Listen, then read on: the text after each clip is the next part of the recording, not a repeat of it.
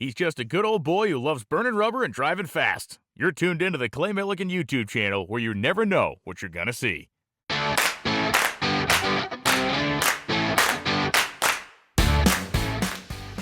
Whew, cold day out here in the shop. I am attempting to get our intercooler back in. And of course, I showed you in the last video of the front popping off. So, and I showed you where we did the old rattle can powder coat job. So, with all the cutting and grinding going on, got a lot of metal shavings in the intercooler. So, here's my fix. Taped up everything. Got the old shop vac in there. Just come in. That's why I got my hoodie up. Actually, it's cold. Had the water hose, filled the thing up with water, tried to flush it best I can. Now, put the old shop vac to work.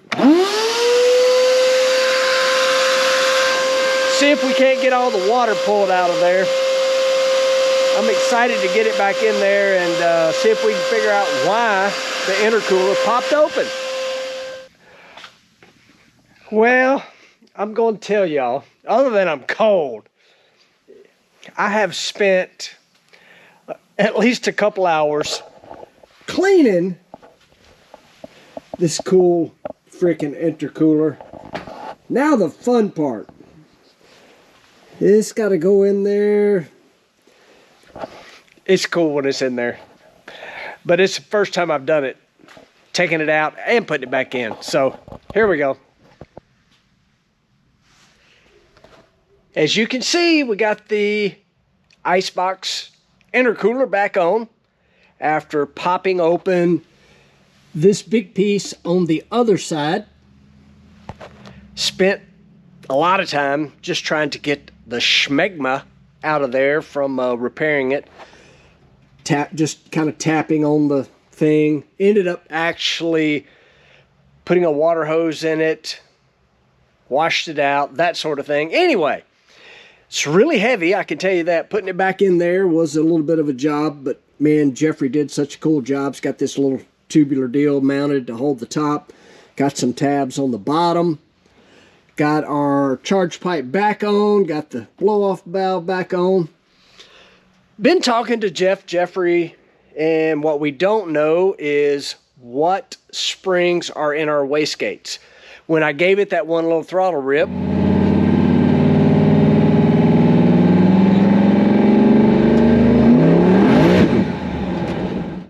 did we make so much boost that it popped open the intercooler because of that? We don't think so. I mean, but we don't know what springs are in the wastegates. We've got two of these precision wastegates on here. I'm going to pop it apart, see what springs are in it. I don't know nothing about this turbo stuff, but we're learning. Let's get this thing taken apart, and I'll show you what springs are in it. And I don't even know how this stuff works, but I'm going to take it apart and see. So I got our wastegate apart. I'm going to have to call. It's late, so I got to call Jeff or Jeffrey. But here's what's inside of a wastegate. So here's the part that actually goes to the exhaust, in from the turbo. Pretty simple. So let me get this. So if enough pressure builds up, it simply pushes that open, opens that up, boom, boom. That's what you hear. Part of what you hear popping anyway when you hear a turbo spooled up. So inside of here was these two springs. One was slid inside the other. I don't know their pressure. That's what I got to find out. And just the top. I do know that when you start taking the bolts out, you need to be in a vise. Jeffrey had warned me that Jeffrey had warned me about that ahead of time, so I definitely was prepared for that. So I'm fixing to call them. I think what we'll end up doing is putting the lighter spring, just one of these two in there. I don't know which one of the two it'll be, because we're not going to be, when we're on the throttle of this thing, we're not going to be depending on the gate which seems to be a common term I hear watching YouTube videos of people with turbos. When we're ready to get after this thing, we have a boost controller which will hold the gate shut however we want it held shut. It'll be programmed to hold the gate shut, which makes more boost. So we're learning. So here's the game plan. I've got both trucks pulled out. It's almost 40 degrees. And I'm so freaked out about the metal shavings in the intercooler, I have taken the intake charge pipe off, and I'm gonna go drive it some.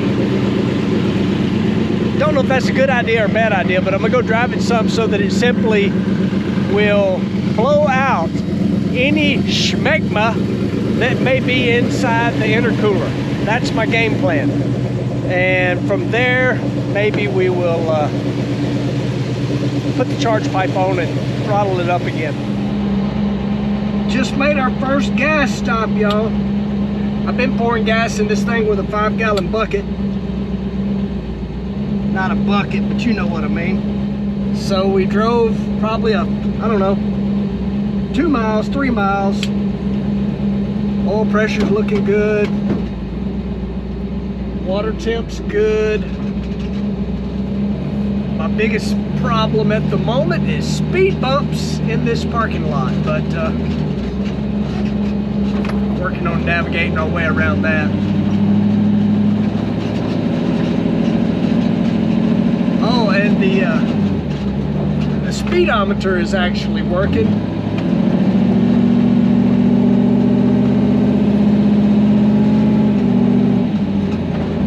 But guess what just quit? The freaking brakes and the hydro boost. What the crap am I going to do about that? I don't know.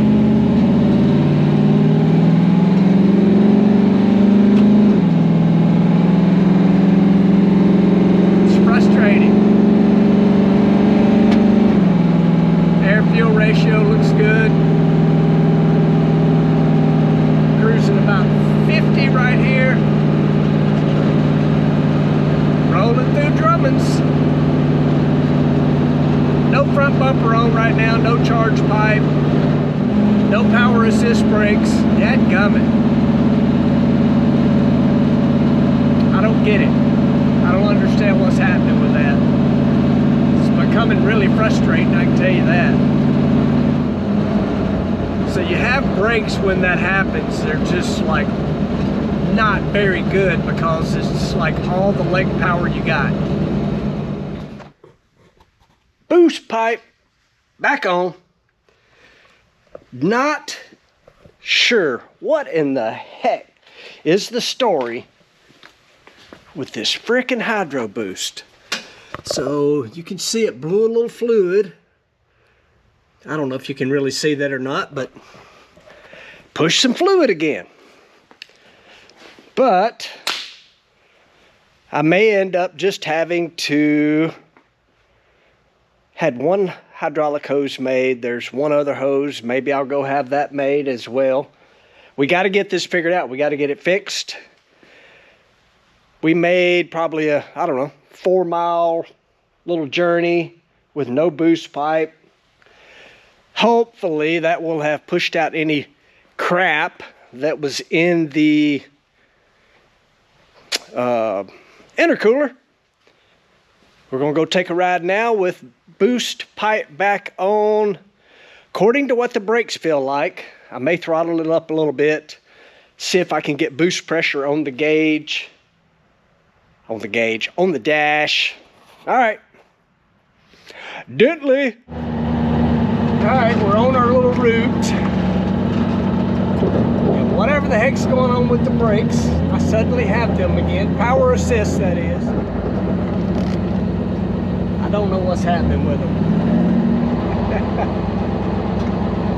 All right. Give her a little throttle rip here, y'all.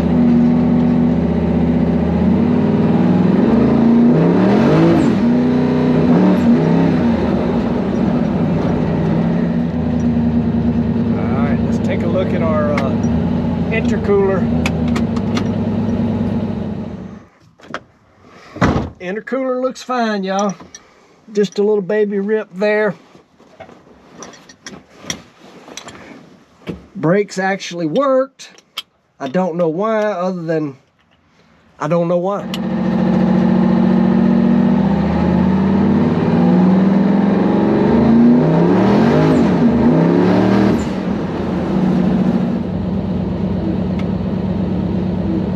Little trans brake action.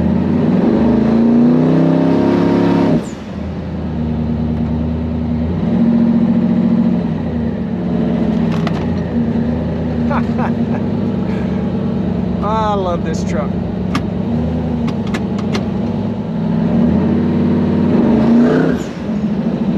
Ha! I gotta get this thing tuned, y'all. Successful test. Yes. All right, little different camera angle. I've actually got the laptop in here so we can get a little bit of information as to what Dentley's looking like when we're riding around in it.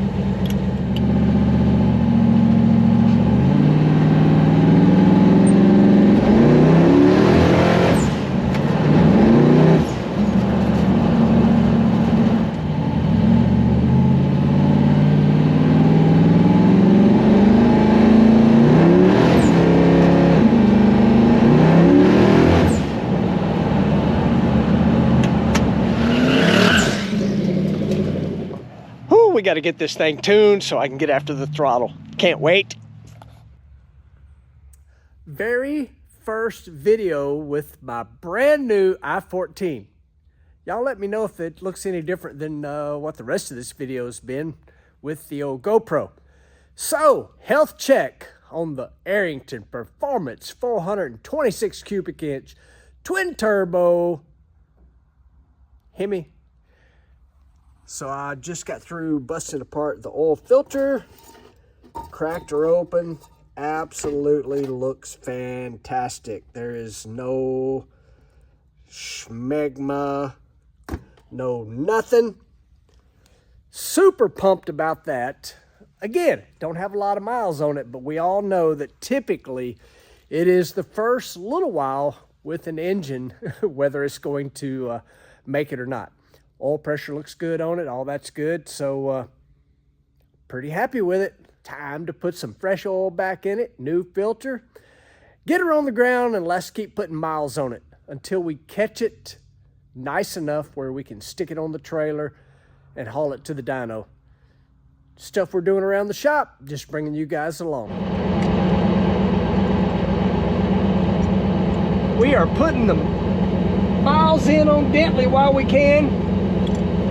Bad weather's coming, and I just want to get as much time on this thing as possible just to get all the bugs worked out. You know what I mean?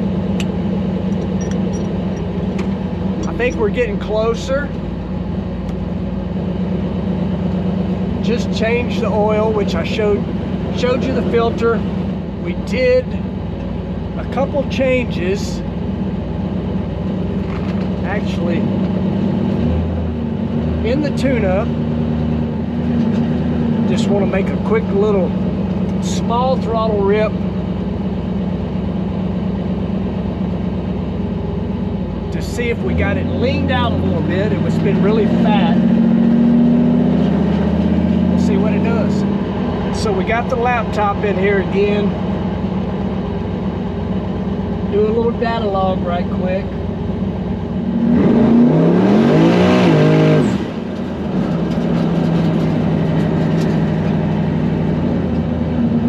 Little tire smokage.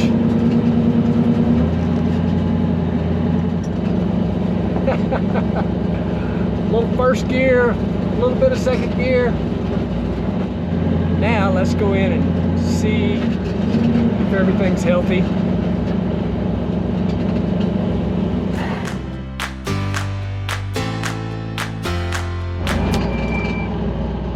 Alright, I've got a little braver. I drove quite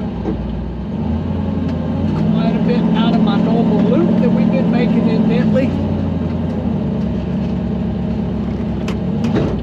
Everything looked good on the log there. We'll try to get something a little different to look at. Just more info, the better.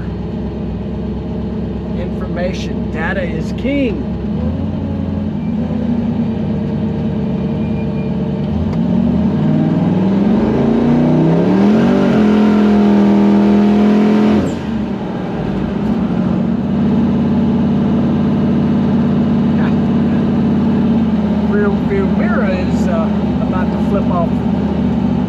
And the radio is coming out of the dash. It's funny. It's starting to get good to me, y'all, and I think I better call it good for the day. Check out all the data logs, all the stuff going on, just to make sure everything's happy. I know I'm pretty happy. This thing's fun to drive. It loses traction easily, I can tell you that. But it is cold out. It's just naked asphalt road. Whole lot of fun riding around in Dentley, getting some miles in on the old truck. The more I mess with it, the more comfortable I'm getting.